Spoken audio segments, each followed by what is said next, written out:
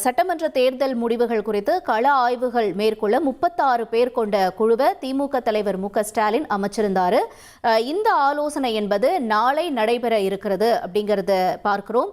இந்த குழுவில் 36 பேர் அப்படிங்கிறவங்க இடம்பெற்றிருக்காங்க. இவங்க எந்தெந்த இடங்கள்லாம் இந்த தேர்தல் முடிவுகள் இவங்களுக்கு பாதகமாக வந்திருக்கோ அந்தந்த இடங்கள்லாம் போய் கள ஆய்வை மேற்கொள்வாங்க அப்படிங்கிற தகவல்கள் எல்லாம் வெளியாகிருக்கு. அவங்களுக்கு என்னென்ன அறிவுறுத்தல்கள் வழங்க வேண்டியிருக்கு என்பது தொடர்பாக முன்னாள் முதல்வர் ஸ்டாலின் அவர்கள் ஆலோசனையில் ஈடுபட இருக்காரு அப்படிங்கிற தகவல் வெளியாகிருக்கு.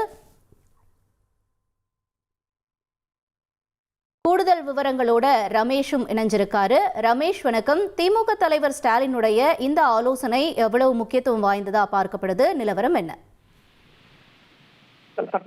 தேர்தல் முடிவுகள் குறித்து கலாய்வு மேற்கொள்வதற்காக 36 பேர் அடங்கிய குழுவை திமுக தலைவர் மு.க.ஸ்டாலின் அறிவித்திருந்தார்.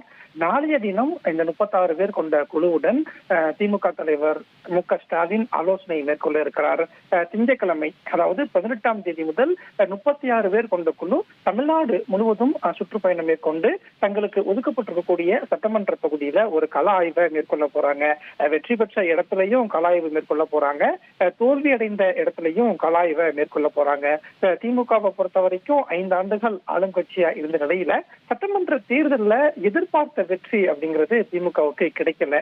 திமுக கூட்டணி 73 இடங்கள்லையும், திமுக மட்டும் உதயசூரியன் சின்னத்துல 59 இடங்கள்லையும் வெற்றி பெற்றிருந்ததை பார்க்க முடிந்தது. வெற்றி பெற்ற இடங்கள்ல வெற்றி சாத்தியமானது எப்படி அப்படிங்கிற கலாய்வை எடுக்க போறாங்க. அதே மாதிரி தோல்வியை சந்தித்த சட்டமன்ற தொகுதியில தோல்விக்கான காரணம் என்ன, நிர்வாகிகளுடைய செயல்பாடுகள் எப்படி இருந்தது, வரக்கூடிய நாட்கள்ல எந்த மாதிரியான மாற்றங்களை திமுகவுல செய்ய வேண்டும் அப்படின்னு ஒரு நீண்ட கலாய்வை தான் இந்த 36 பேர் கொண்ட குழு மேற்கொள்ள போறாங்க. ஜூன் 5ஆம் தேதிக்குள்ள தலைமைக்கு அறிக்கை கொடுக்கணும்னு இந்த குழுவுக்கு திமுக தலைவர் மு.க.ஸ்டாலின் உத்தரவிட்டிருந்த நிலையில தான் திங்கட்கிழமை முதல் அவர்களுடைய கள ஆய்வு தொடங்க போகுது.